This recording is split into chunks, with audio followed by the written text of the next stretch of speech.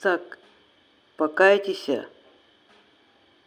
ибо грядет царь, вседержитель, который найдет, как тать.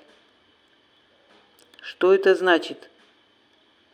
А значит, кто еще будет в человеке греха и не покается перед друг другом и не возлюбит друг друга, тот погибнет.